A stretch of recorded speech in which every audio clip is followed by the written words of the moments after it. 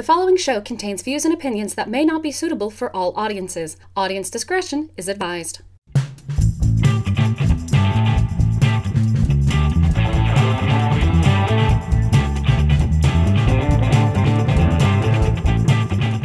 Howdy, everybody, and welcome to Thespian Talk. Been a couple of weeks, but, you know what, we're back. Last week, in general, we all just kind of needed a break, and, of course, the week we come back, we'll get to that in a moment. I am your host, Gomer the Ranting Thespian. With me is, of course, the cat. Hello, everyone. And Michelle. Hello, everyone. And I want to note something kind of silly before we get into the obvious heavy serious stuff, because yeah, you know we're going to talk about it. Is whenever I do these, I don't know how well it comes across in the recording, but when I go to introduce my co-hosts, I will introduce one and look to my left while keeping my mouth with the microphone and everything, and then I'll introduce the other one looking to the right. Nobody sees it. They can't see it because we're not using webcams to see each other as we record. So I do it just, it's one of those weird quirks. It's like talking with your hands, even though it's a podcast and nobody can see you. It's a weird thing that I'm pretty sure I'm not the only podcaster who does this. Like I'm sure Kat, you probably, as a regular podcaster as well, you have some quirks that nobody really sees, but you do anyway, just for the hell of it, or it helps you do better. I'm assuming, right? Yeah, I do a lot of like face palming, a lot of rolling my eyes, a lot of gesturing with my hands. Oh yeah. I'm like, I always wonder if anybody can like hear like the little breeze caused by my hands moving around all the time. It's really hard for me to sit still, so I also move around a shit ton. Like I try to mute my microphone and then like adjust my seat because my chair creaks a lot. Yeah. So it's always like a little bit of a worry of like, how much extra noise am I gonna put into this fucking show here? Yeah. Well, thankfully I haven't noticed too much, so I guess your mic isn't picking up everything, which is good. I mean, it's not, because you use a similar mic to mine. You use a Blue Yeti, right? Yeah. Yeah. So, you know, I got a Blue Snowball, and I got a Blue Yeti as a backup as well. But, you know, they're good about, at least in my experience, they've been good about filtering out most background noise. So, you know, key term being most. I got a cheap-ass gaming headset, and, yeah. Yeah, I mean, we've all used those. We've all used those, so I mean, I've used them. I've used like old hand mics too, like way back in the long ago. But you know, well, just as an example of how good I think this thing is, it's not currently on my face. I've moved it up because I'm eating, and you still seem to be able to hear me quite well. Yeah, there you go. In honesty, my headset is probably similar. But yeah, so the past 2 weeks, Kat, how have you been the past 2 weeks? Super busy.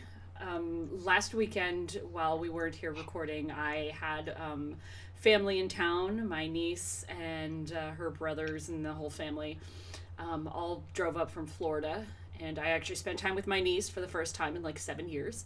Oh. It was very nice. I've never spent a lot of time around kids. So my niece is 11 and her younger brothers are 7 and 2. Oh, wow. So we did like every conceivable tourist thing that you can do in St. Louis, and like I've just never spent that much time wrangling children. Like even with my niece's mother there, it was like, holy crap, there was a lot of stuff going on, and it was like exhausting. Yeah. I was just so wiped by like Sunday night. I was like, I'm not moving again. Yeah. Oh. Yeah. It just. Yeah. In that sense. Oh God. If you'd lived here when my parents had the foster kids. Oh my God. It was much for me, and I wasn't the primary caregiver either, so it's like, jeebus. So I don't know what to do with kids. Like, I don't know how to talk to kids. I don't know anything. I'm not a parent. I'm never going to be a parent. I don't want to be a parent. I don't really like kids all that much. I have a hard time censoring myself around kids. Like, I'm notorious for accidentally swearing near children. Because I swear a lot. It's all I know how to do. So it was really like walking on eggshells, because I didn't know that what I could say around these kids, and especially because the family situation is kind of complicated, and like being there with my brother's baby mama and her boyfriend that she's seeing, even though she's not officially divorced from her ex-husband, who is not, again, my brother. Like, wow. It's a really complicated situation that we're trying not to make awkward, but it can't help be awkward. We're trying not to let the kids know that it's awkward, even though it is hella awkward for all the adults. So, typical Florida family then. Well, I'm kidding. My obviously. Brother's baby mama is not from Florida, so... Oh. My brother met his ex-girlfriend in Maryland, so it's just, it's a whole thing. Oh, wow. And after Maryland, she moved to Virginia, and then she moved to Florida. Ah, okay. So, yeah, it's not really a typical Florida thing. It's just... I don't want to go into too much detail, but it's complicated. It's complicated, and it's really weird and awkward, and but the kids are great. The kids are really sweet. My littlest nephew, I guess is the easiest term for the kid, nephew, he's 2 years old, and he is the friendliest child I've ever met. Every time I've met a toddler, they're super shy and scared. And they just want to, like, cling to their mom. And this kid was like, pick me up, like, at all times, holding his arms out to you to pick, like, for you to pick him up. It was the cutest thing I've ever seen. Yeah. Like, oh, Lordy. Like, a couple of friends of mine that live nearby, they have a daughter, and last time I went to go visit them, their daughter, I think is like 2 or 3. And she's up and she's around. She's talking a little bit here and there, and it's similar to what you were experiencing. Most toddlers, they're just kind of shy or whatever. She was all over me. I'm like, okay, whoa, okay. It's like, well, let you down. Don't want to drop you. Don't want to break you. Let's just, but yeah, I can relate definitely. So how about you, Michelle? How was your past 2 weeks? First week kind of ugh. Second week recovering from ugh. Yeah. But I've only had like 1 day off in that time, so it's like, oh no. Basically what happened is we've had a heat wave. Oof. And I'm gonna mention something because I know some people are like, oh, what you been Tara on one of her tweets made a comment about, oh, it's barely even 100 degrees, compared to Fahrenheit. But it's like, I watched a video, which I'm going to send you some pictures from, because it was like shots fired in the first 30 seconds. It was amazing. But it was basically a heat wave is defined as anything a couple of degrees over the norm for that area. Yeah. So even though it's probably still balmy for you guys, for us it was hot. Yeah. Yeah. Like so because sorry. Because it was hot, and because everyone was hot and sticky and all bothered and air, I was like, am I just hot and bothered like everybody else, or am I actually coming down with something? Because I was having trouble reading my body's signals. I was like, am I ill or am I just hot? And then I had a sore throat that developed into a full cough, and it's like, and then I was like, really like sweating more than I should be even for the heat. And yeah, no, I'm ill. I got up and I was dizzy. Like, oh no, this is actually something. But it took me a while to work out that it was actually something and not just hot and bothered. Yeah. Oh, speaking of heat, oh my God. So I went, the day we're recording this, the previous day, was a Pokemon Go community day, which I love to take part in those because those are fun. I decided to go to Tallahassee, which is about 80 miles east of where I am. And because it's somewhere different. Usually I'll go down to like Panama City Beach or up to Dothan, Alabama, and just do the stuff there. But I found this really cool park in Tallahassee, Lake Ella Park, which, as the name suggests, is a park built all around a lake. which is really cool. And of course, it's a lake. The temperature is going to be a little bit lower because you got the water and the breeze and coming off of that. Yeah. And even then, I got down there. I'll talk about my results in a little bit. But I got down there. I walked around a little bit, and I almost had a repeat of what happened to me at Disney Springs last month. Key term almost, because I was still prepared. I had my water. I was drinking regularly. I wasn't trying to overdo it. But then my body's like, we got to get you over to the bathroom right now.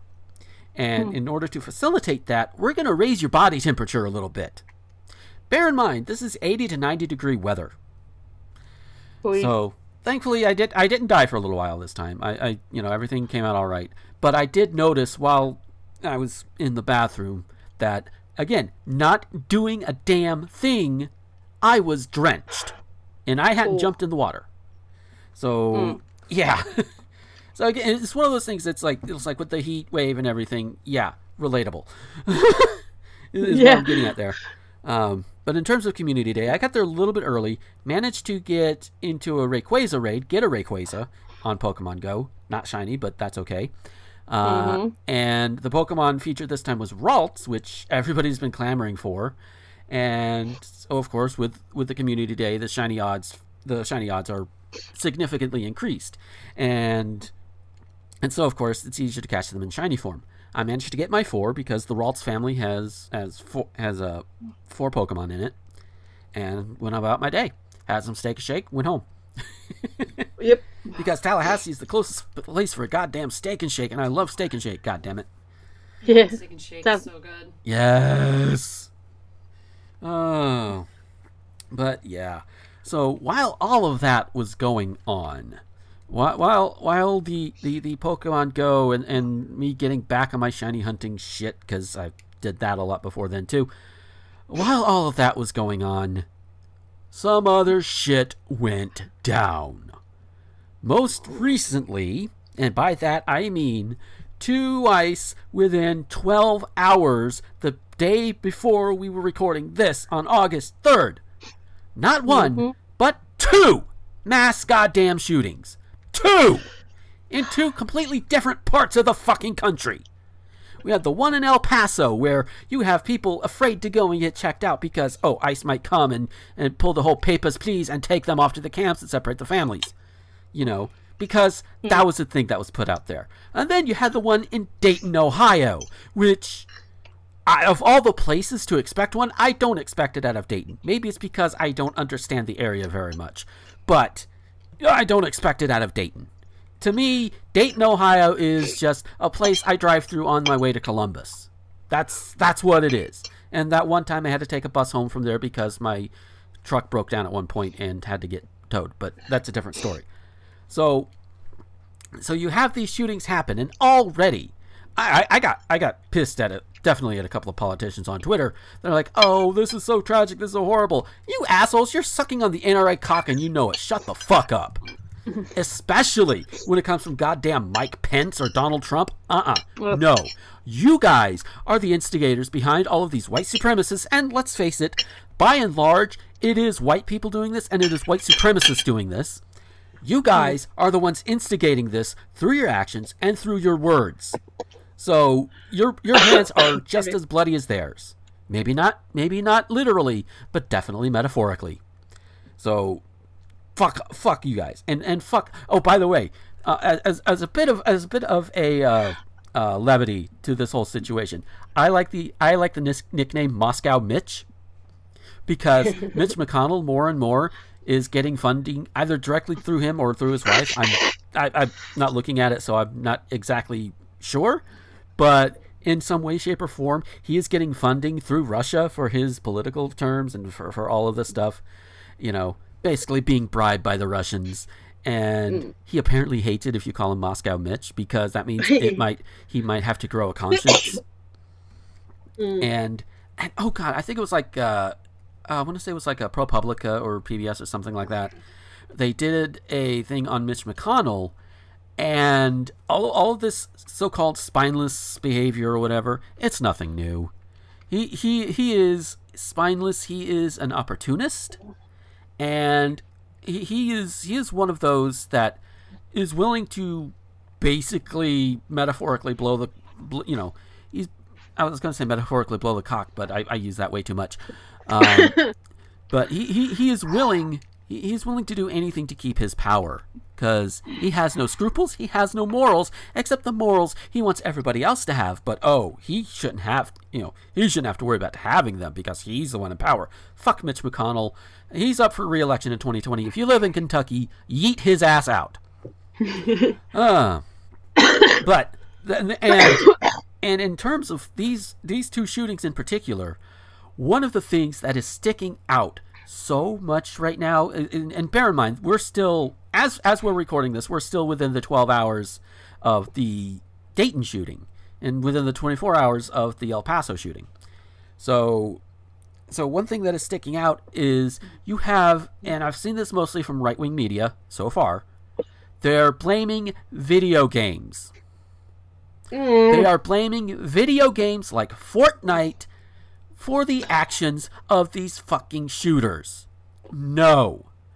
Jack Thompson was not correct. He was never correct, and I'm glad he was disbarred. We do not want to use him as an example. So, if you believe, first of all, if you believe that video games were the cause of this, that means you're only listening to Fox News, and Fox News can go fuck themselves, number one. Number two, the evidence is there, especially for at least one of the shooters. They had their gun. They had like a whole mini arsenal of guns arranged to spell out Trump's name. They invoke Trump's name, and again, they're white supremacists. Because I do seem to remember the El Paso shooter saying something like, "I'm going to go in there and try and kill as many Mexicans as possible." That's not that is, if not white supremacy, definitely racist. Probably both. Most likely both. Although I suppose you can't have white supremacy without racism. But but then I'm just splitting hairs. When do y'all take this so I can actually get some water? One of the things that I've seen going around about the Dayton shooter, excuse me, is that the media is saying that this guy was bullied. And immediately that was followed up by a bunch of people saying this guy may have been bullied at some point, but he was also like a guy who harassed people and bullied other people. Yeah. And so I think bullying is something that we sort of point to as a, this is a source. It's like video games. It's easy to say, oh, well, he was bullied and that's why he killed people. And we were all bullied at some point. Yep. We were a bunch of nerds who grew up in the 80s and 90s. We were all bullied at some point, and not all of us grew up into shooters. It's just like with video games. If video games were a direct cause of violence, there would be hundreds of thousands of shooters, because there's millions of people playing video games. But that just isn't the case.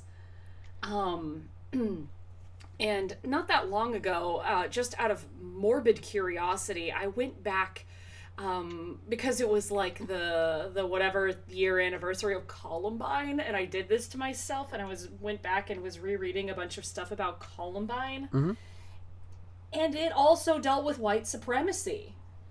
There was like a lot of like Hitler worship with those guys. Yeah. People went back and reread their journals and stuff, because we didn't quite have all of the internet in the world then. So there was a lot of like document checking and stuff that went on, and it was very, very like a little bit of Nazi worship in there.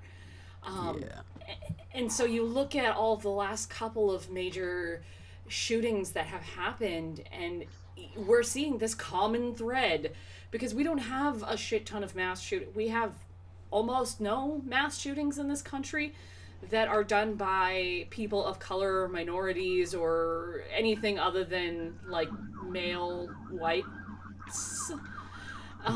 So there's like this common thread that is just running through all of them.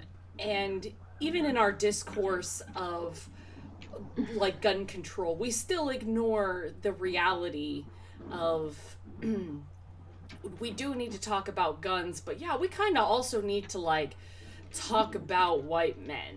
Yeah. Because there's a lot of different things that are going into the psychology of these guys, and it's so easy to just say, oh, well, this person was bipolar or they were depressed or something, but we can't even blame mental illness on this, because mentally ill people are more likely to be the victim of a crime than to be the committer of a crime. Yeah. So we're so quick to try and put an easy label on it. We want an easy label. We want to say, well, it's just because that person was crazy, or that person was, you know, played a lot of video games, or the guns are the problem. But the truth is that while all of those things may have been true, even that combination doesn't always produce a killer. Right. So we need to have a really hard look at what are the actual motivations, not what's the easiest sell on social media, what's the easiest thing for clickbait when you're making your article. Like, the reality is that people are unhappy and that they think that violence is a solution, which it is just not. It is not accomplishing anything except for more death. Yeah. Like, that's all it's doing. It's not the solution to anything. It's not getting your message across, because whoever is, you know, when you go out and try to do a mass shooting, you have a goal in mind. Mm-hmm. You're wanting to destroy for a reason.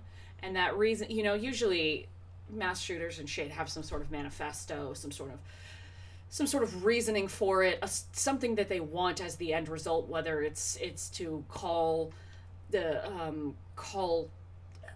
attention to a cause or whatever, but that is always left behind. Those reasons in that manifesto are always ignored in the favor of whatever is going to get more clicks. Yeah. So, like, first off, there's got to be a better solution than just going up and shooting people, unless your entire goal is to just kill. Yeah. And then, which, congratulations, you're a piece of shit. I mean, they're all pieces of shit because they're going off killing people, but, like, we're just ignoring all the real root causes, which is, like, there's a lot of, like, toxic masculinity, there's racism, there's Hitler worship, there's all kinds of stuff in there, and we want to pin it on a surface level problem, when really there's, like, such deep-seated social issues that go into this, like the patriarchy, for example. Not to be that feminist, but like, it seriously is a problem, guys. We've got to do something. Yeah. And to your point about killing not accomplishing anything, I would say 99% of the time, yeah. I think the only way it would accomplish something is if it would take out somebody who would have otherwise been a greater threat. Take that as you will.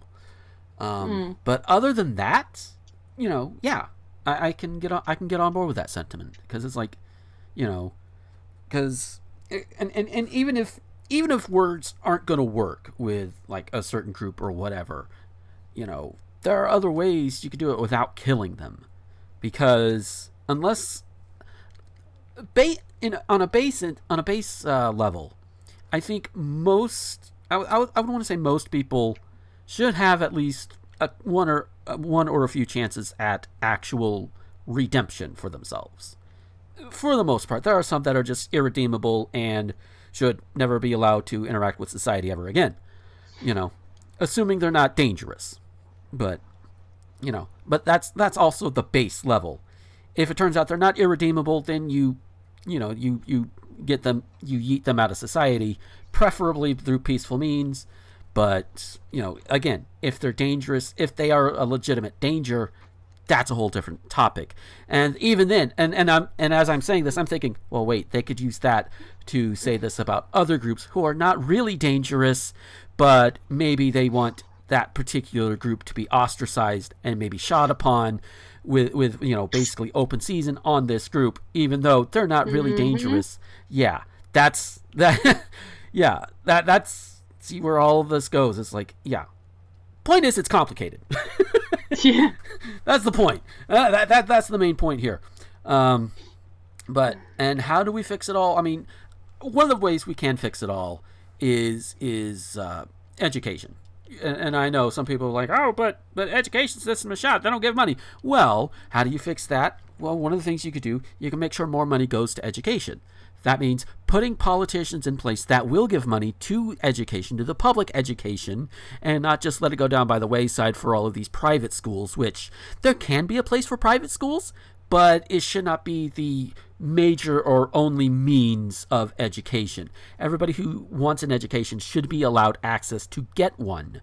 And for your public education, you should have enough money to be able to not only teach your students, whatever age they may be, the proper and current curriculum, but also, I think we went on about it on a previous show or two, also feed them properly.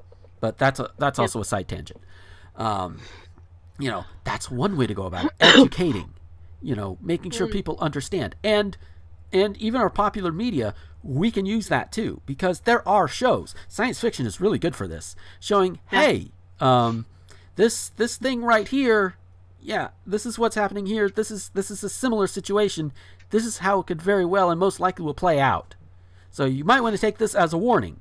I think they tried to do that with 1984, and unfortunately, the wrong people are taking that and saying, "Oh, hey, a blueprint." So again, it's point is, fuck these shooters, fuck these white supremacists, and fuck Trump, and fuck Pence, and fuck the GOP for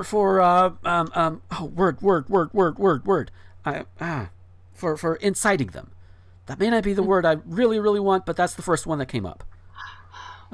Encouraging. I guess that also counts too. So, Michelle, what are your thoughts? Yeah. I mean, so I was watching some video footage of El Paso on our one of our news channels, and the shooter actually came in wielding his shotgun, wearing ear defenders. He went in with purpose. Yeah. You can look that up. I'm sure it's available somewhere. He went in wearing ear defenders, not just carrying the gun, but actually had ear defenders on as well. Yeah. So whatever else he was saying, that's the visual. Mm-hmm. That is the visual. Have you guys heard of Sirius the Skeptic? He's a YouTuber. He's an atheist YouTuber. Does lots of other stuff. He does some does a lot of anti-NIFB stuff, and does the occasional flat earth stuff because that's just fun. Yeah. But I don't know exactly what his specialty is, but he was talking about something called I think it's stochastic terrorism, where basically if you are suggesting or saying or dog whistling a certain, I think he's a really silly example of like everyone who is gummy Jolly Ranchers, they should be killed. They should be part of society anymore. And people are like, oh, that's just Jolly Ranchers. What does it matter? But then you keep saying it, and then you keep saying it, and then one person is like, that fucker's eating Jolly Ranchers. He gonna die. Yeah. And you say that it's this whole area of study that I'm only understanding from what he's saying on his videos, but it's actually a thing. It's like I think it's called stochastic terrorism, where if you just drip, eventually you're going to get an overspill. Yeah. And eventually it's going to go. And I found it fascinating. Yeah. And oh look, what has happened in this country? Donald Trump saying things like Mexicans are animals, they're rapists. The immigrants are here illegal. They want to take your jobs, and they keep repeating that over and over and over and over and over and over ad nauseum. Gee, I wonder why white people are shooting brown people. I wonder why. And this is the thing that really fucks me off about you guys. You are an immigrant nation. Yeah. That's it. You're an immigrant nation. You took over. Oh. Sorry, it's just. I don't know how far back my ancestors go to that. I don't know if, how far removed I am from the areas or whatever, but it's like, you guys took over in the first place and then try to set it up as the white man's land. No, it was never the white man's land. Exactly. This is part of my problem with, like, we worship our history, but the convenient parts of it, not the inconvenient parts of it. Yeah. As a country, we worship cowboys. Like, we have, our gun culture goes back really, really far, because that's how the West was won, and that's why, like, other countries can ban guns with fewer problems than America can, because we see it as part of our God-given right, because that's how we took our country, was through guns. Yeah. So, like, but we have this absolute love of our own history. We pat ourselves on the back for its existence, even though it is all death. Our entire history, we reenact wars, and I know we're not the only country that does it, but fuck, it's kind of messed up. Yeah. Like, we reenact the Civil War, we reenact the Revolutionary War. We love our history, so we have a hard time looking at it through anything other than rose-colored glasses, and that's why our schools don't teach history as it really happened. We teach, like, the convenient part of history. We talk about westward expansion, and we really, really gloss over shit like the Trail of Tears. We don't talk about, like, how much culture we stole from, like, the Spanish presence, whatever you want to call it at that time. I don't know what the right terms are, but, like, what is now Mexico, how much of our cowboy culture we stole from them, and we worship it because we put it into movies and we made them all-star white men, and we erased everything inconvenient to our own narrative. Yeah. We don't teach enough about how many lives it cost. And we don't teach about the presence of anything other than, you know, like, we briefly talk about Native Americans, and maybe we'll talk about the Spanish-American War or something, but how much of our cultures we've stolen from people who came before us. Yeah. And then we have the audacity to tell people to go the fuck away. I was actually listening to this podcast where, for a very long time, there were no immigration regulations. And people were coming over in droves and droves and droves, you know, like 1,000 people a day in Ellis Island. And then the United States decided that they didn't like the ratio of of how many non-whites were coming over. And I do mean white, not European, but specifically white, because too many Italians were coming over and too many Armenians were coming over, and so especially too many Chinese were coming over. So they decided that there was going to be a new system, and the new system was that they were going to let over as many Germans as they wanted, and many English as they wanted, but non-whites, so anybody whose skin wasn't fucking porcelain, now they were going to start cutting down on those people. So suddenly the Italians couldn't come over as much because they might be a little bit tanner. And so they, like, they definitely didn't want any Asians or Africans coming over, so they put a stopper on non-whites coming in. Like, you could still come in, but they would allow a lot less people. Yeah. And, like, so this is fairly recent history in terms of all of human history. It was, they decided that they didn't want the country to get any darker. And that just absolutely, like we've said, it's just mind-blowing, because we're an immigrant nation. We're literally made up of people who came from other places, and we killed the people who were here before in order to do it. And we've decided that we're going to set a precedent because we don't want brown people coming in. And it's mind-blowing. It is absolutely disgusting. Because I know, I live in the Midwest, I know shit tons of people who are like, well, people can come over legally if they really want to be here. And they have no idea how difficult immigration is, or what other people's lives are like, or even what immigration even really looks like. And we've said it before, and we'll say it again, but seeking asylum is not illegal. Yeah. Nope. Seeking asylum in the United States of fucking America is not illegal. We should not be putting people into fucking concentration camps because they are trying to do better for themselves. That is insane. That is absolutely filthy thing to do. And it is unbecoming of the country that was founded. Exactly.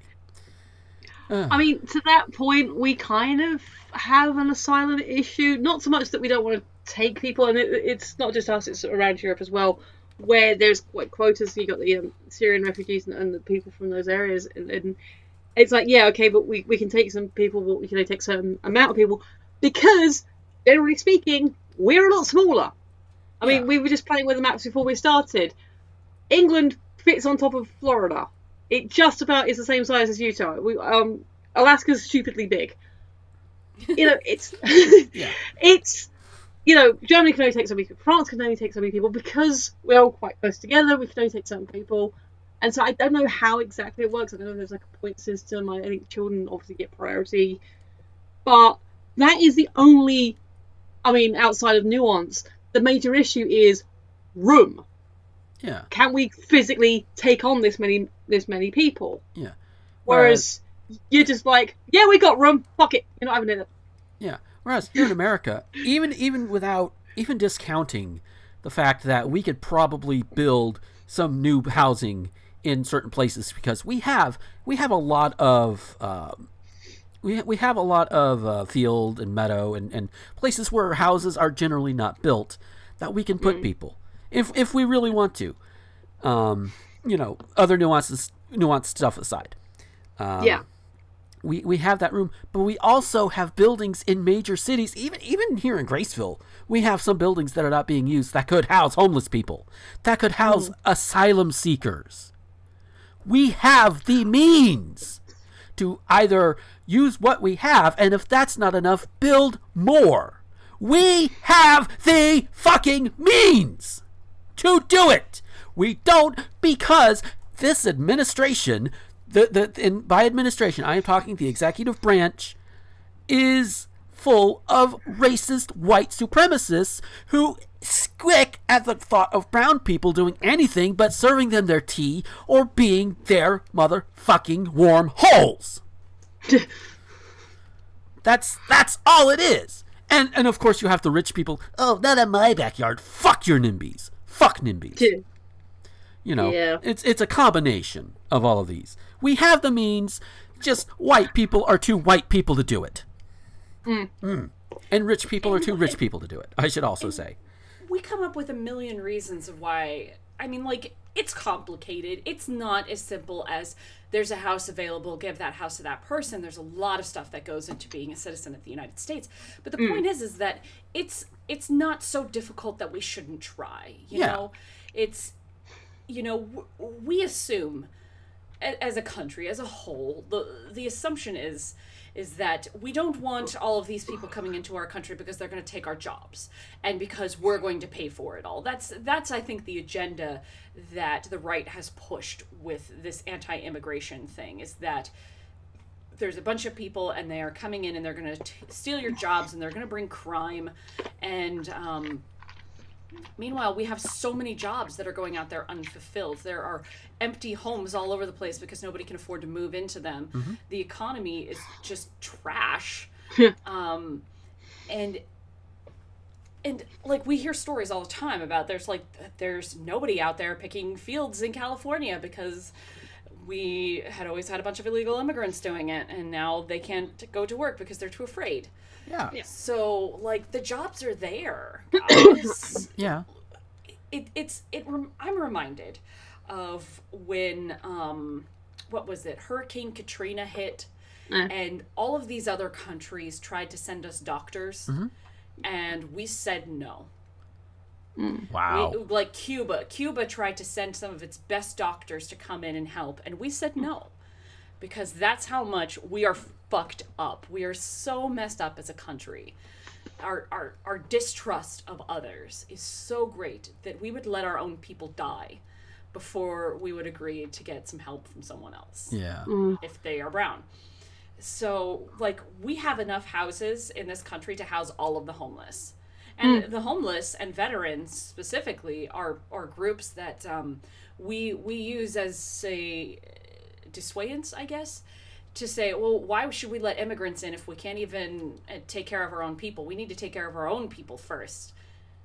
And that's just a way of saying, I'm never going to deal with immigrants because we are never going to take care of our own people. The greatest group in poverty in this country is children. Mm-hmm. Children are the hungriest people in this country. And we won't even take care of them, as we have established on previous episodes. We'd rather let children starve than let somebody else pay off their debt. It's so ridiculous. Yeah. We care more about money than anything else in the world. More than life itself. Mm-hmm. And sorry for going so long on these tangents, dear listeners, but like this is like the episode right here.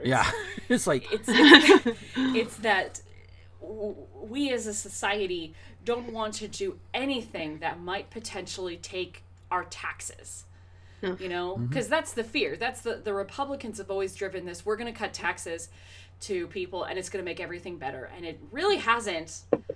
Lately, because we're only cutting taxes on the rich, and it's just giving more money to the rich, and it's never going to make anybody's lives better. No.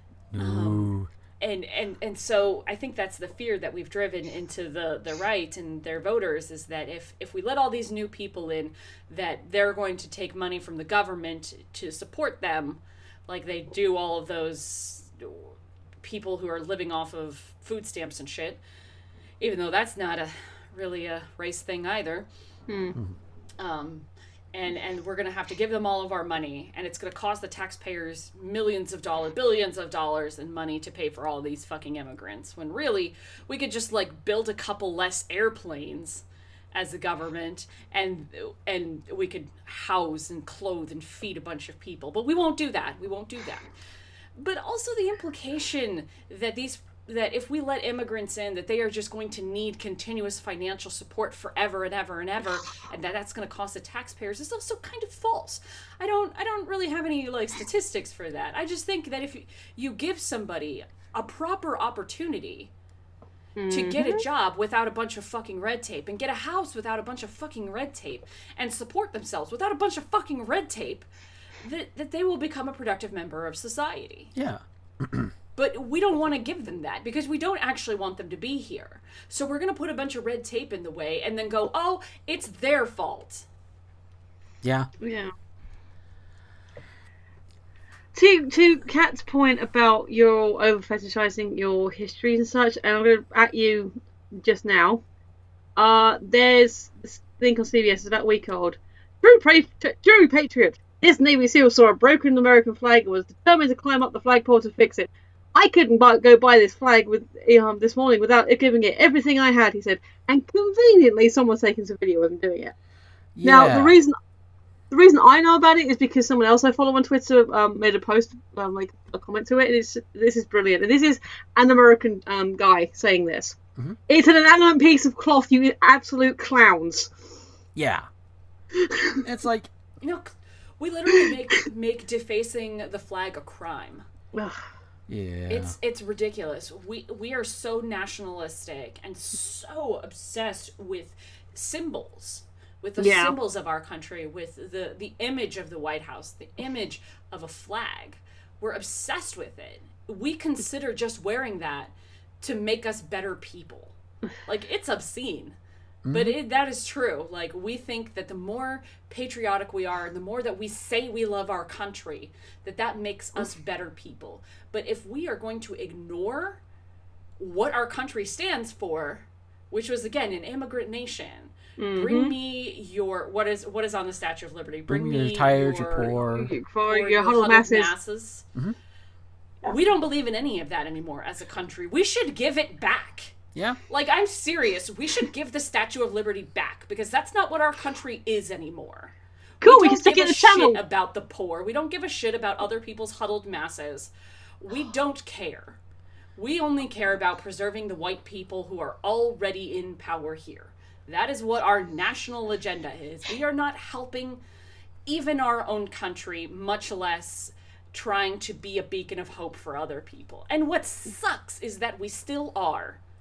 Like, with all of the information that's out there about all the shit, the bad shit that happens to people in this country, people still want to come here to find a better life.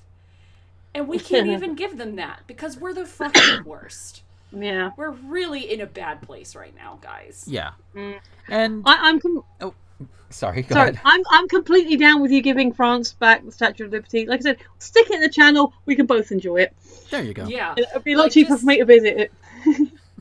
Just give it back. We don't deserve it. We should just put a really big tarp over it that the taxpayers will buy. Just put a really big tarp over it, and then once immigration laws make sense again, and we're not putting them in concentration camps, and we're actually being a beacon of hope for other people in a realistic way, then we can take the tarp off and fuck every tourist who goes to New York to look at it. Yeah. Yeah.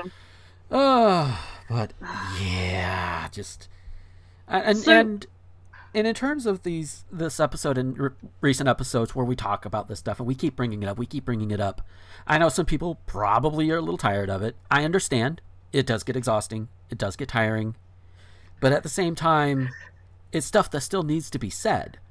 Yep. You know, so it needs to be discussed. Even if we're broken records at this point.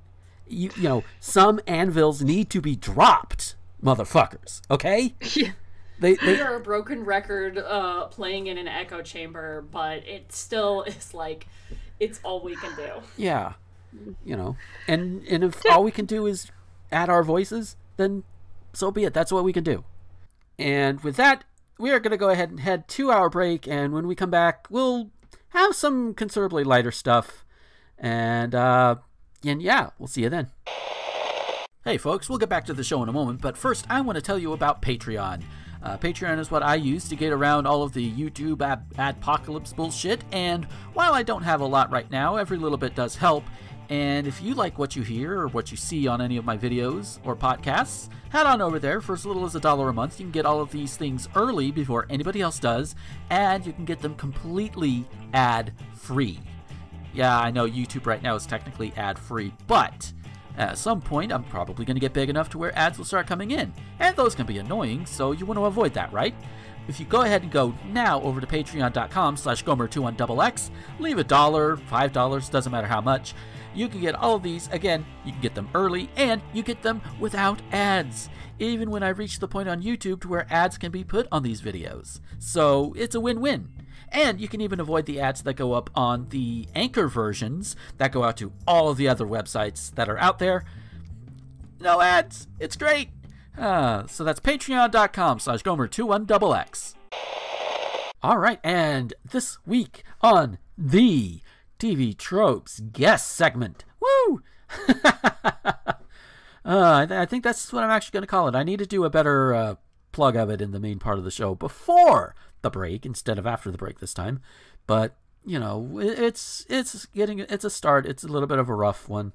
But yeah. So the last time I did one of these, the answer was in fact Josuke Higashikata. How would you pronounce it? Part 4 JoJo Part 4 Josuke is who we're talking about. And that was sent in by Eli, the cartoon hero, who got it right. Yay. So yeah, and it was kind of a medium thing because you know, a bunch of people who do listen to this also probably are JoJo fans. So yeah, but this one I'm going to actually give you a hint just because the cast list is so large. This one is a Pokemon, so that narrows the cast down to 809. Well, 800 something, you know, between 809 and 850 at this point. But again, this is off of a TV Tropes page, and it talks about one particular Pokemon. If you follow Pokemon, then you might be able to get it a little easier. If not, well, who knows? But all of these answers can't be found just by looking at TV Tropes. So, you know, if you want to make it challenging for yourself, don't look it up. But you know, I'm not gonna shame you or poke at you too much if you do look it up. But anyways, enough rambling. Here we go. All right. So this week, again, your only hint is it is a Pokemon, and the trope in question is sealed evil in a duel. And it reads as such. In the third generation, pitting two of this Pokemon against each other would result in an endless battle, because neither can attack directly, and when struggle kicked in, the negligible damage would be repeated if either one had the leftovers item, which would heal them enough to repeal the struggle damage, and neither could switch due to Shadow Tag. That is the entry. There is a quote here, but the quote might give it away. So that is it. Pitting two, sealed evil in a duel, endless battle, but because of struggles, negligible damage, and the fact that it could be healed off easily with leftovers. Now, if you want to answer this week's TV Tropes guess, the best way you can do that is to go to the entry, the Twitter post for this episode, and leave a reply with the hashtag TV Tropes guess. That will help me to go and gather them all together here. And if nobody gets it right, or if there are some really weird answers out there that are not correct, but they amuse the hell out of me anyway, I can read some of those off as well. And you win nothing really. But it's a fun little thing. So yeah, that is it for this time, and we'll get back to the show.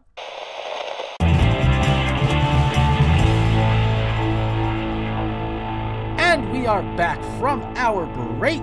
And something I forgot to mention before we went into this break, but with the little break segments that I've been recording, I've taken to going on TV Tropes, looking up a specific character or whatever, and reading off a trope and see what viewers would be willing and able to guess.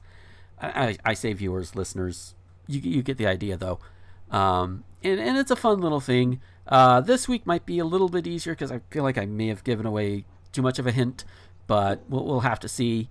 And I was not surprised with the first one that I put out there. The first one was a JoJo reference, though, of course.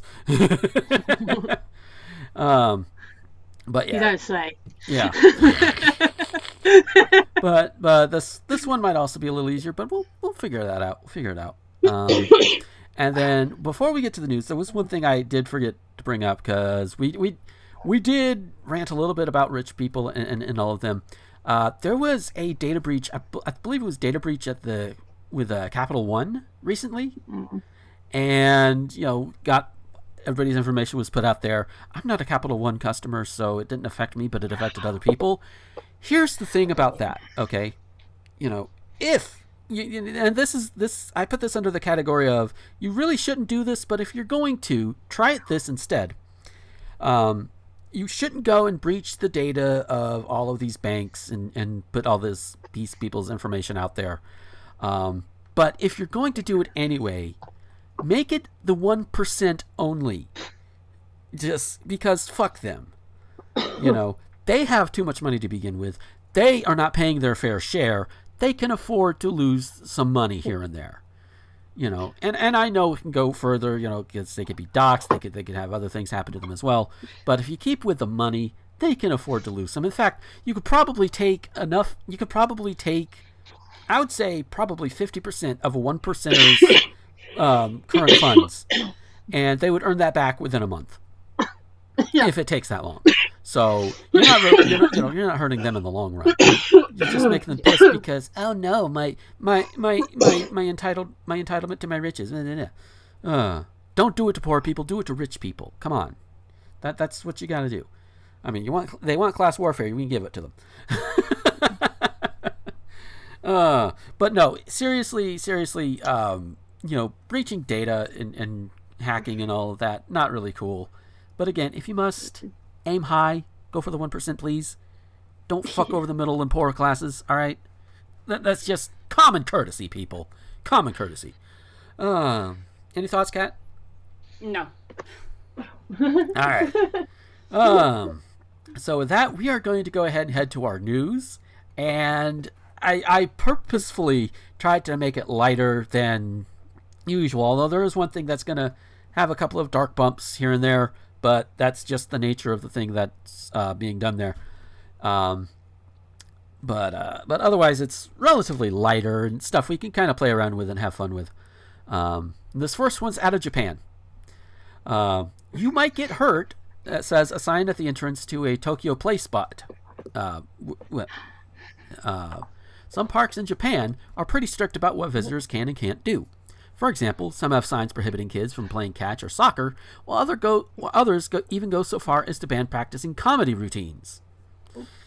Tough room. Hanegi Play Park, Hanegi. Did I say that right, Kat? Hanegi, yeah. Hanegi, okay. Hanegi State Park, though, is different. Very, very different. A subsection of Hanagi Park in Tokyo's Setagaya Ward. At the center of Hanagi Play Park, you'll find the building where kids can get all sorts of play equipment. You may also notice, the original article has a picture of this. There are kids on the roof. What you won't notice, though, is a conventional stairway or ladder that leads to the roof or any sort of safety railing around it. It's basically kids on top of a house. I really should have went through this a little bit better, but that's on me. That's because Hanagi Play Park is more concerned with letting kids play freely than keeping them 100% safe all the time. This philosophy also manifests itself in some of the quote-unquote play items offered to kids, like actual sharpened saws, nails, and hammers. Oh, and playing with fire is okay too. In addition to just for fun bonfires, kids can also have open-air cookouts, and there are also garden plots where rice is grown. You'll need a good knife for most types of cooking, but don't worry, because Hanagi Play Park sometimes has knife sharpening lessons. A lot of wooden slides and other play equipment had a handmade look to it, because it is handmade. You'll frequently see kids themselves hammering together wooden boards to make forts or other simple structures. Isn't this dangerous, you might be asking, and the park itself acknowledges that it is. Sort of. The reporters spoke to 2 volunteers, and the play park also has paid staff, they also note. Mothers who frequented the Ark when their own children were younger, and they told us, of course, sometimes the kids get small injuries, but that's usually a learning experience for them. We want people to know who the purpose of we want people who know the purpose of letting kids play to visit our park. That's worded weirdly, but I get the idea. As for fire safety, the volunteers told us at the time of the park's founding 40 years ago, there was resistance from the local authorities. But after extended meetings with the fire department and explaining the setup, the park was planning for cooking and bonfire spaces, their plan was approved. I said that sentence awkwardly. Still, it could be a little jarring to be walking through what at first seems like a totally ordinary neighborhood park, only to suddenly come across kids wielding saws, building fires, and scaling buildings. So, to make sure no one thinks they've stumbled into a suburban Tokyo version of Lord of the Flies, there are prominent signs posted at the edges of Hanagi Play Park, such as, "Dear kids, this is Hanagi Play Park, a place for you to play. We think you'll have fun lighting bonfires, digging holes, making forts, splashing water, staring into space, playing, or just watching everyone else. Let's try doing the things we want to try doing." That looks fun. That looks scary. I wonder if I could do that. On second thought, maybe not. It's all up to you. If you do something well, that's great. If you don't do it well, then you've learned something new. You might run into problems, get confused, or even get hurt, but people from the neighborhood, men and women, moms and dads, boys and girls, are here, and so are play worker staff members. This is a play place that everyone creates together. You're not alone, so say hello. Let's have fun. There's also another sign that says, "Play as you like and take responsibility for yourself." Hanagi Play Park isn't the only park of its kind in Tokyo. It's part of the Boken Asobiba, Asobiba. Asobiba? Yes, thank you. It's a good thing we have Kat here. Or also known as Adventure Play Places Association, which has dozens of partners throughout the city. However, Hanagi is the largest scale and also the only one that's staffed 6 days a week. Hanagi is staffed every day but Tuesday, while other locations operate less frequently. With its unique philosophy, the park definitely isn't for everyone, but if its way of thinking makes sense to you, it can make for a day neither you nor your kids will ever forget. Now, this, honestly, I kind of like the idea. Because kids are curious creatures. They're going to want to try and do things. They want to try and build things. Like, I brought up the foster kids earlier in the show, and when they're here, I've noticed the younger one, the youngest one, I should say, he would try and build things like out on our back porch or whatever, try and do different things here and there, and let his creative mind flow. And that's pretty cool. And it's not like he's not doing it without any kind of, safety net of any sort, because we're all here. All of us adults are here. If something happens, we can put a Band-Aid on it. We can take him to the hospital if necessary. It hasn't been necessary, and I don't think it will be, but you get the point. Somebody is here to help if necessary. So, and that's what this park seems like to me. It's like, okay, all of these kids are getting together, doing their thing, and you have adults around that can either help, they can encourage, and if something happens, an adult's right there, boom, it's all taken care of.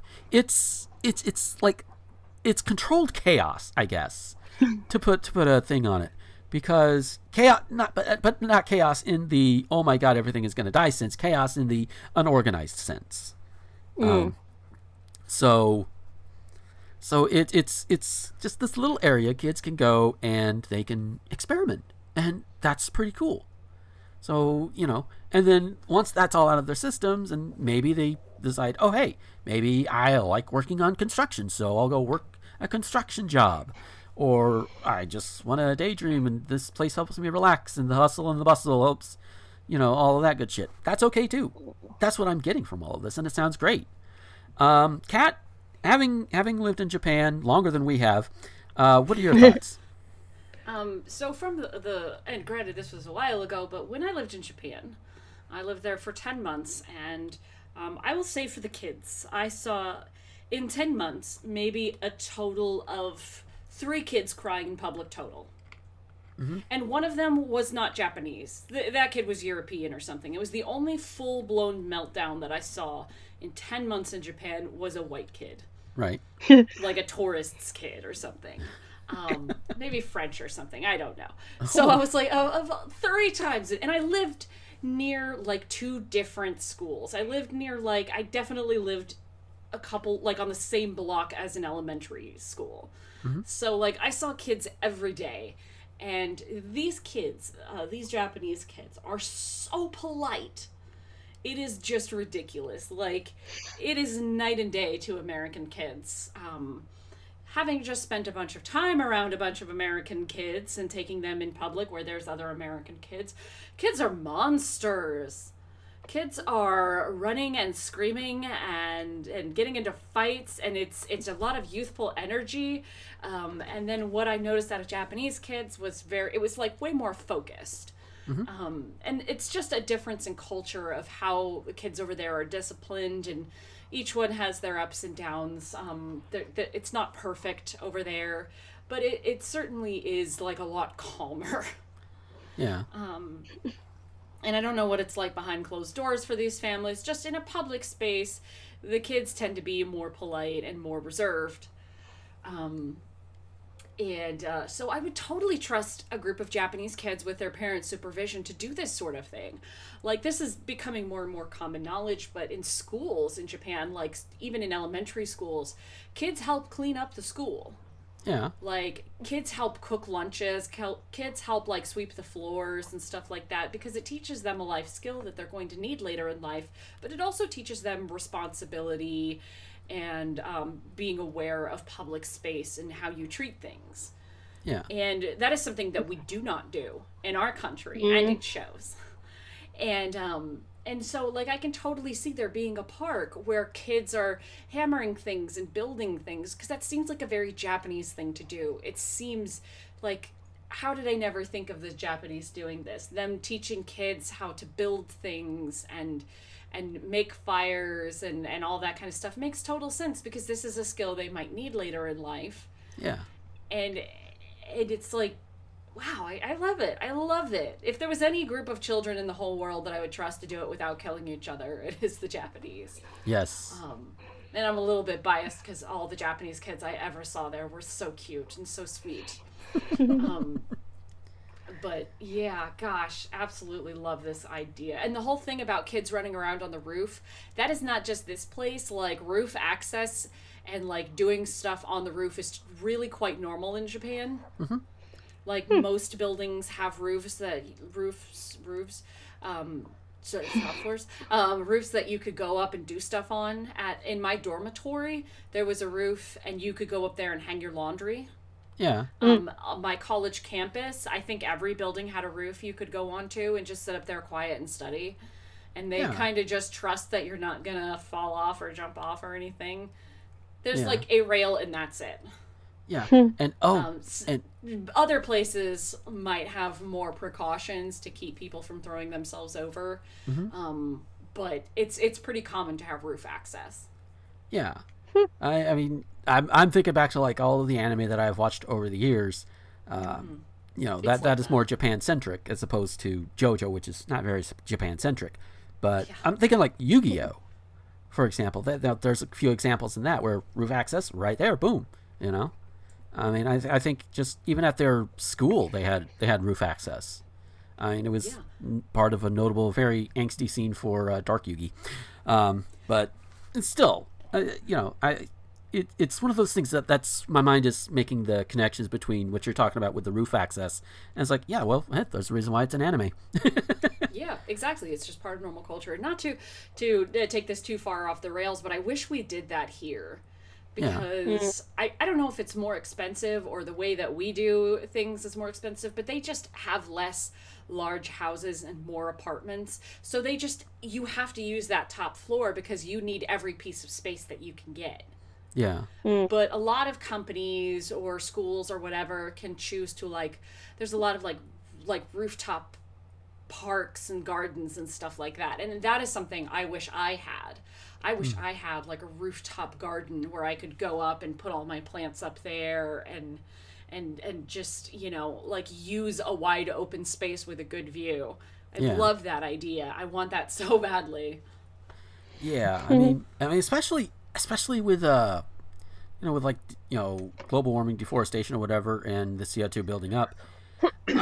One of those ideas that I had like growing up when I was first thinking about things like this is like, why not just plant trees or whatever on tops of buildings? I mean, obviously not like the big trees because that would get a little too heavy. But we have the buildings. You'll put plants on top of every building.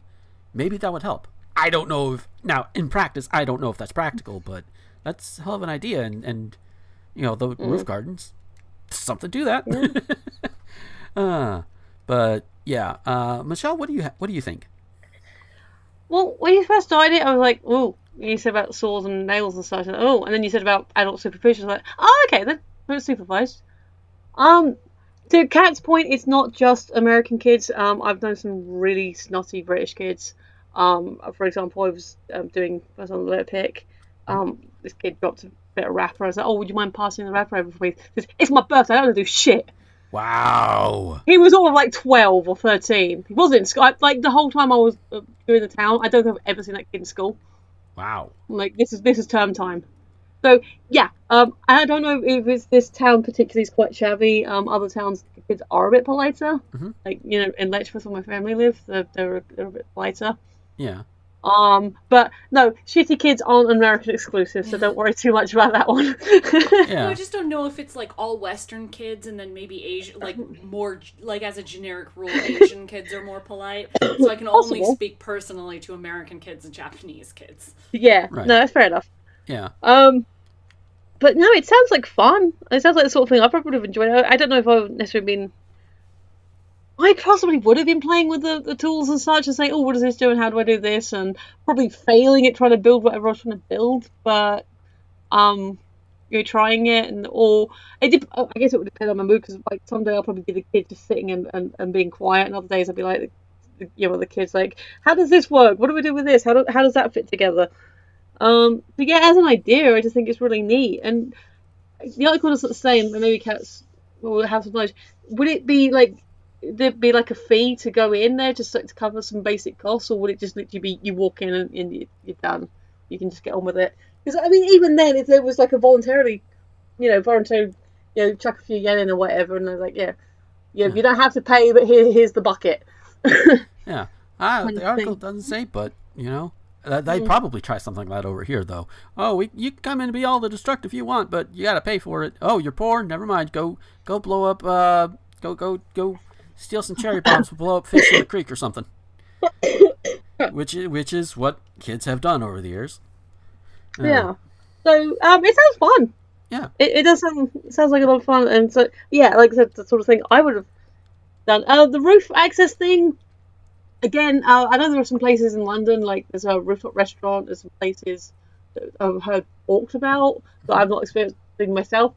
That honestly sound like it might be a little bit in the higher price bracket, but to the point about roof access, when the first couple of chapters of Harry Potter, there was a whole thing about him getting into trouble for being on the school roof.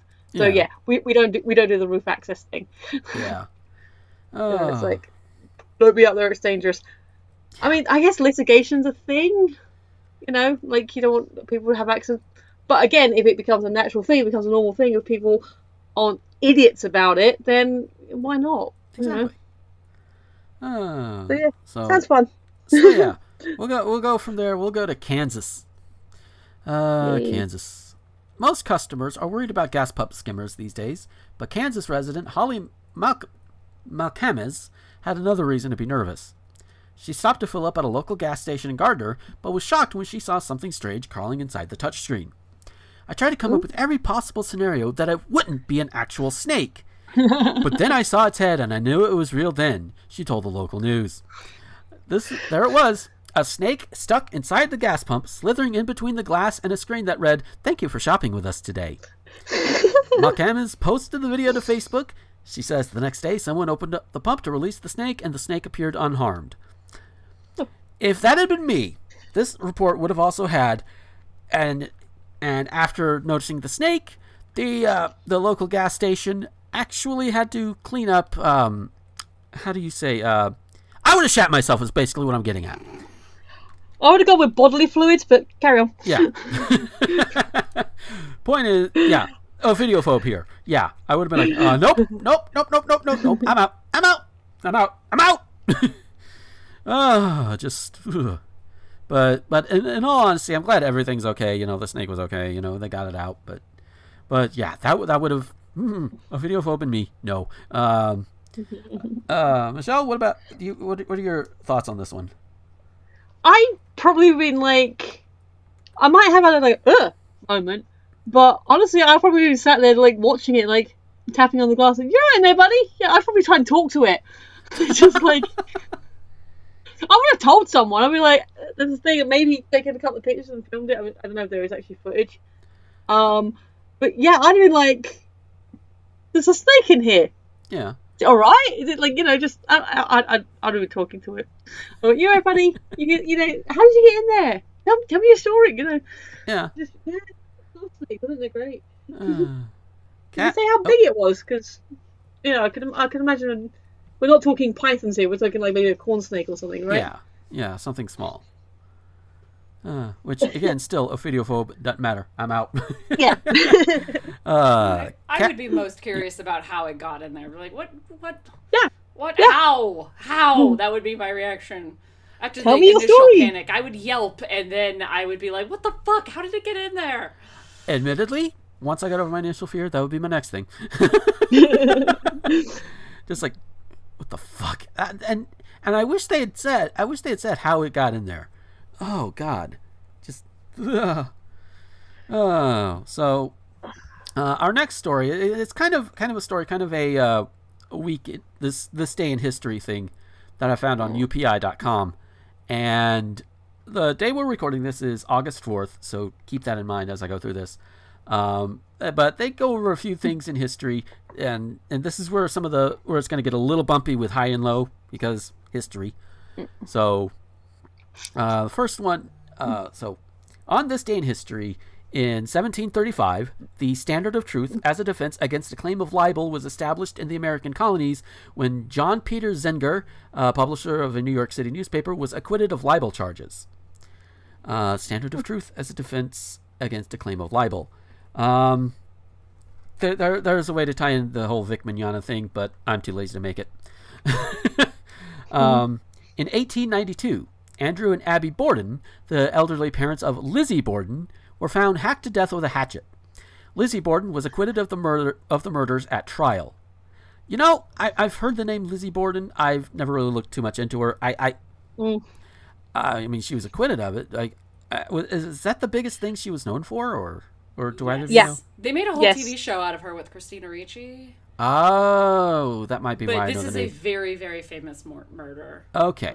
Okay. Yeah.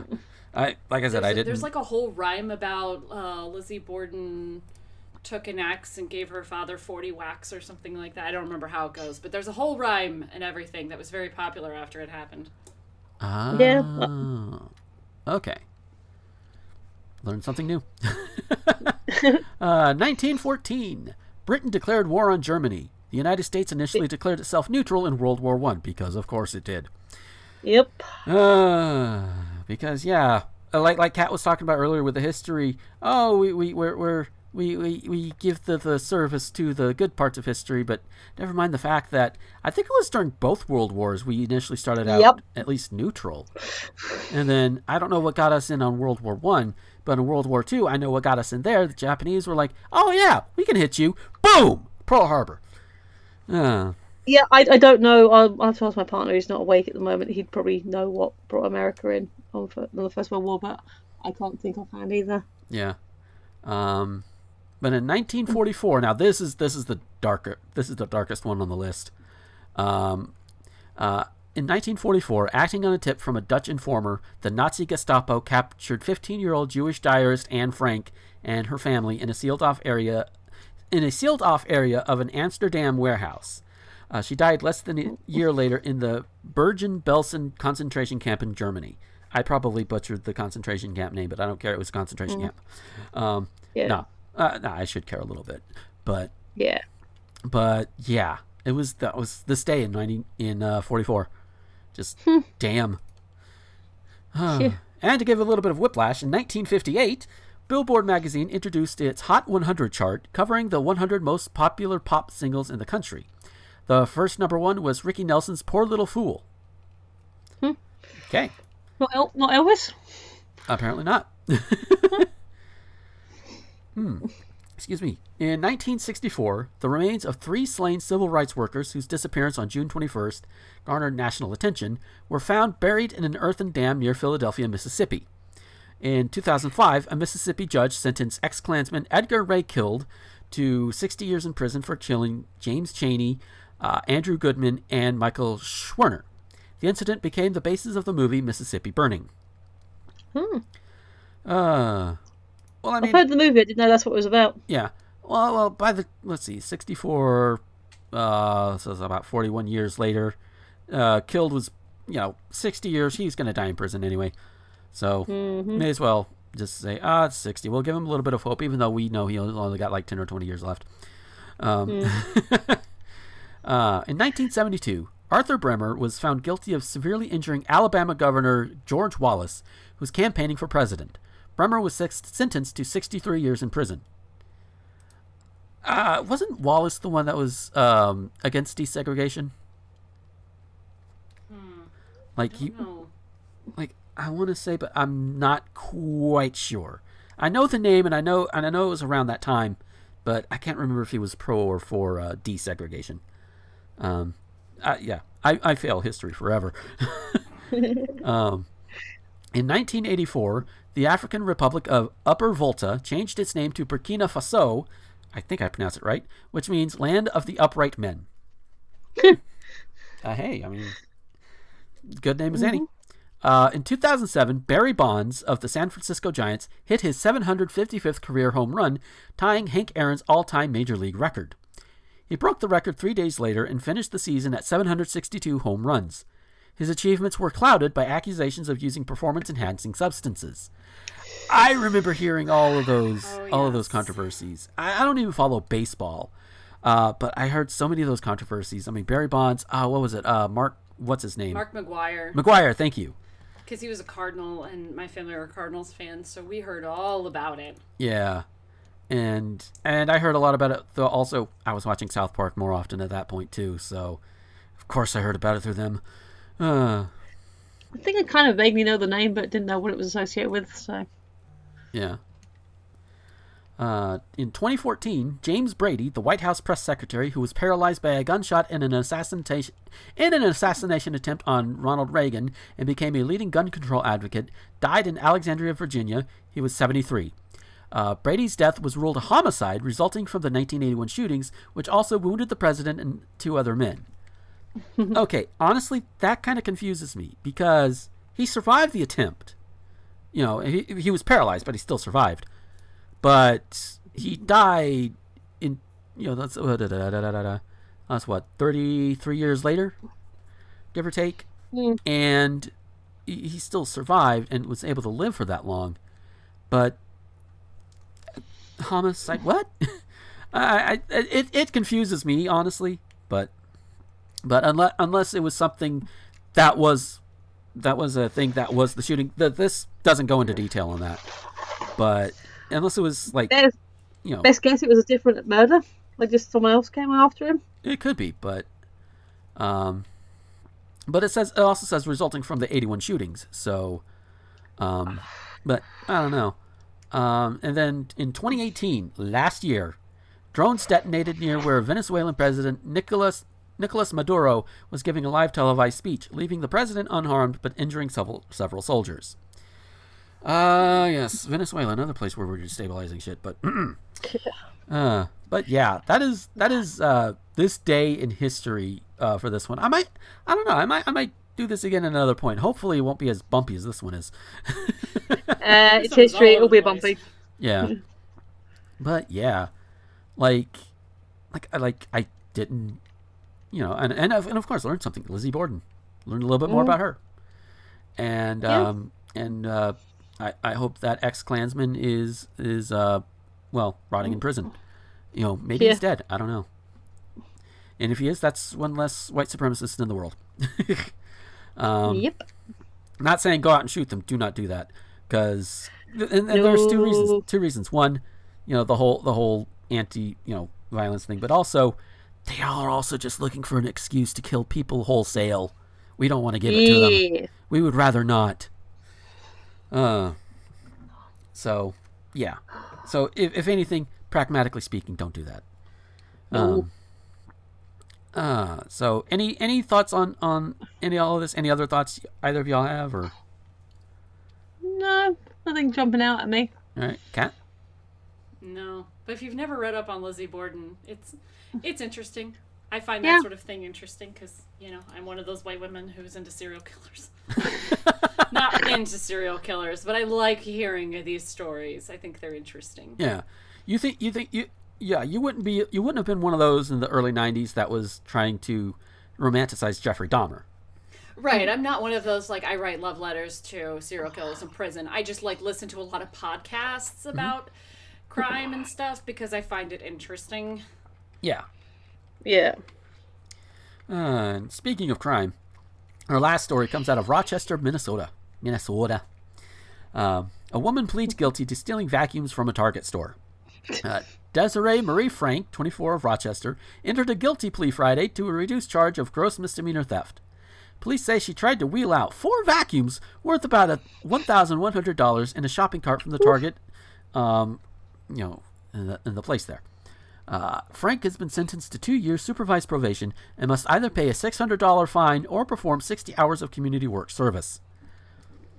Okay, based on that alone and not looking at the news article, do you think she? What race do you think she is? Because I could tell you, I had to look at it to get the copy pasta, but yeah, definite white woman. Yeah. But okay, that's all I need to say on that one. But at least on the race angle. But as far as this, what are you going to do with 4 vacuums? Sell them on the black market? Dysons? Because if they're Dysons, I totally get it. Oh yeah? Dysons are overrated.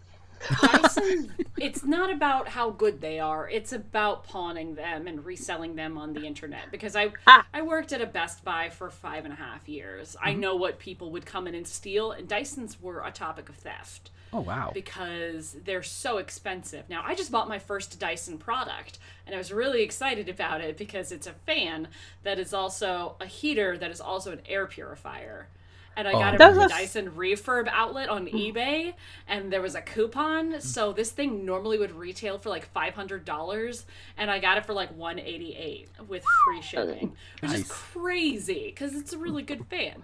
But so Dyson vacuums have always been a theft item where people try and steal them from Targets and shit, because a most basic Dyson fan usually, or a Dyson vacuum, starts at $400. And you are going to turn around and sell it for maybe $300. Yeah. I don't know what the resale is, but it's definitely, it's not my first time hearing about somebody trying to walk out and steal vacuums, but when I do hear about stealing vacuums, it's either Roombas, which are smaller, or Dysons, because those are the 2 most expensive things you can buy at a normal store. Damn. So if it's Dysons or Roombas, I totally get it. If they're trying to steal a shark or something, fuck it. Hoover, forget about it. It's not worth going to jail over a Hoover, you know? Mm. Yeah. I'm a vacuum snob. That's terrible. I don't own a Dyson. I just know that they're expensive. Yeah. Yeah, fair enough. No, I recently bought a hen. Oh.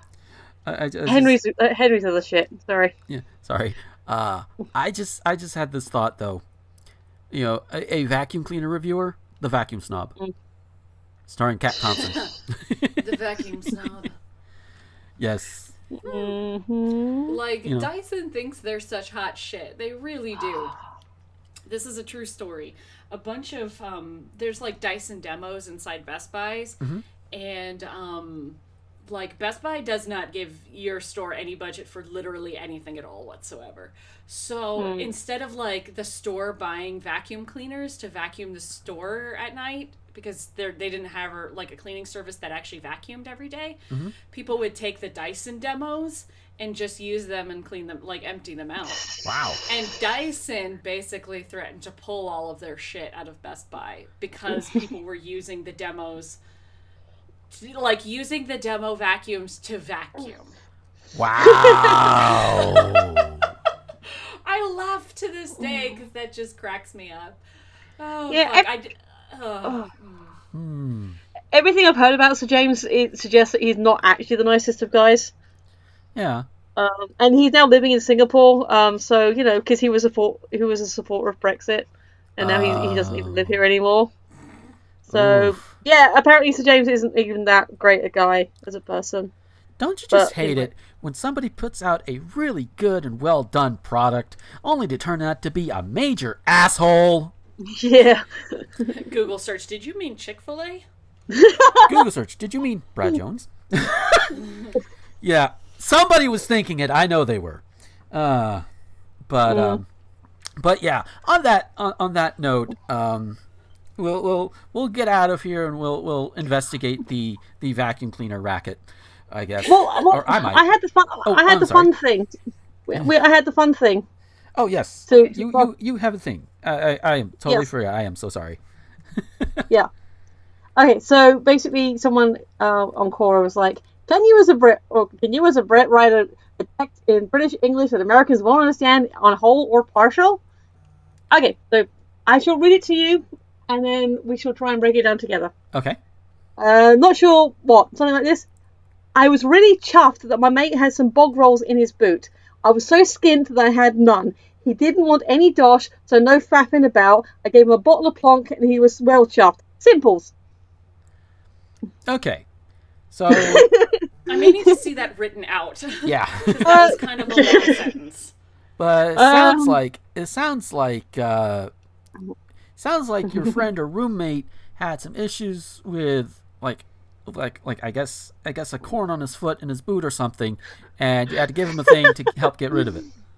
Wait, can you repeat the entire however many sentences that was? I'm going to pass the link on to you. I've just Yes, please. Yeah. I need to see it written because that was a long thing. It's in the green room. Okay, I see this. I see this now. On the link. Okay. So really chuffed. I would say chuffed, I guess, is annoyed. I'm assuming. Annoyed, I thought angry. It was pleased. Is it pleased? It's pleased or happy or yeah. Oh, okay. Well then. Okay, that my mate, of course, friend. I was so skint that I hadn't. Bog Yeah. rolls. Josh. Bog rolls in his, oh, wait a minute. Bog rolls in his boot. Boot could be trunk of a car. Yep. Bog rolls. I don't know. Rolls of swampland. I don't know. Hold on, Okay. I can maybe hold on. Oh man, what is this? I was so skint that I had none. He didn't want any dosh. No faffing about. I gave him a bottle of plonk, and he was well chuffed. Simples. So bog rolls, is that like a is it so it's a drink? Is it a drink? Bog rolls is toilet paper. Oh. Is it? Well, I mean, I was partially there with the swamp. Bog rolls, okay. Okay, so I was so skint that I had none. You're poor. Yeah. Skin's poor, yep. Yeah. He didn't want any dosh, so no cash. He didn't want any money. So no fucking about. Gave him a bottle of, I guess, some kind of drink, I would assume. I think Plonk usually is wine, but it could be a spirit, just basically a bottle of Plonk, something they're preferred to pull. Yeah. So it's basically a trade of some alcohol for some toilet paper. Basically, out of the trunk of his car.